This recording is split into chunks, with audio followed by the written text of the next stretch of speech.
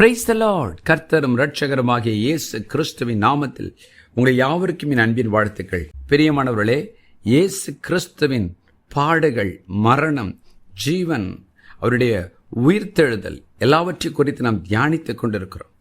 அதில் இயேசு கிறிஸ்துவின் பாடுகளிலே அவர் கடந்து போகும்போது சிலுவையிலிருந்து ஒரு வார்த்தை சொல்லுகிறார். யோவான் எழுதின சுவிசேஷம் 19ஆம் அதிகாரம் 28ஆம் வசனம். அதன் பின்பு எல்லாம் முடிந்தது என்று இயேசு அறிந்து வேத வாக்கியம் நிறைவேறத்தக்கதாக தாகமாயிருக்கிறேன் என்றார். John 19:28. After this, Jesus, knowing that all things were now accomplished, that the scripture might be fulfilled, said, I thirst.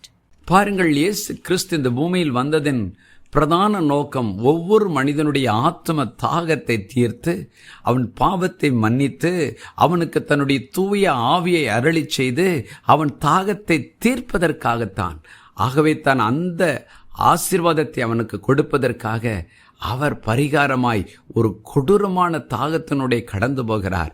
இயேசு கிறிஸ்து ஊழியம் செய்தபோது ஒரு சமாரிய ஸ்திரீ, பாவியான ஸ்திரீயின் இடத்தில் கேட்கிறார், என் தாகத்துக்கு தண்ணீர் கொடு என்று சொல்லி.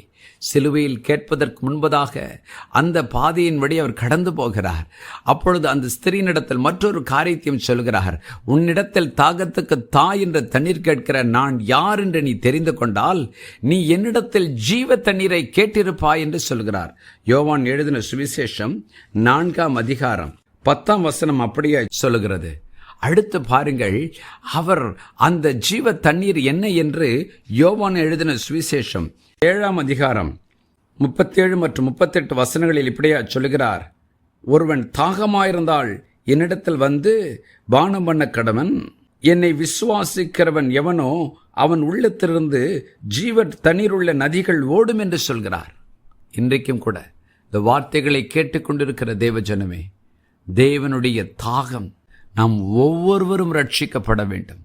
ஒவ்வொருவரும் தூய ஆவியினால் நிரப்பப்பட வேண்டும். அந்த தாகம் தீர்க்கப்படுவதற்காக அவர் அந்த தாகத்தினுடைய கடந்து போனார்.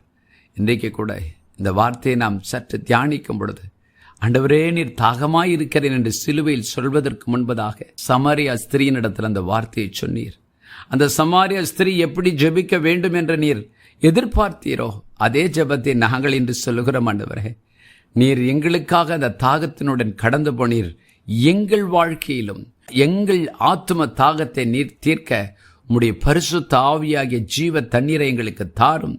உம்மை விசுவாசிப்பதற்கும் உமக்கு ஊழியம் செய்வதற்கும் நாங்கள் அந்த தூய ஆவியானவரின் நிறைவை பெற்றுக்கொள்ள எங்களை ஒப்புக் கொடுக்கிறோம் ஆண்டவரே என்று சொல்லி ஜெபம் பண்ணுவோமா?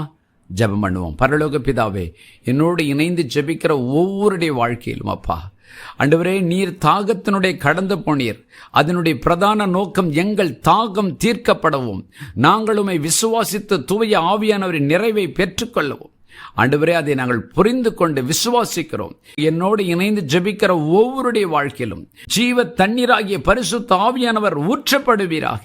ஒவ்வொருடைய தாகமும் தீர்க்கப்பட்டு உமக்கென்று சாட்சியாய் வாழ, உம்மை போல வாழ, பாடுகளின் மத்தியில் பரிசுத்தத்தை காத்து கொண்டு உம்முடைய சித்தத்தை நிறைவேற்ற பலன் தாரும். இயேசுவின் நாமத்தில் பிதாவே, ஆமென்.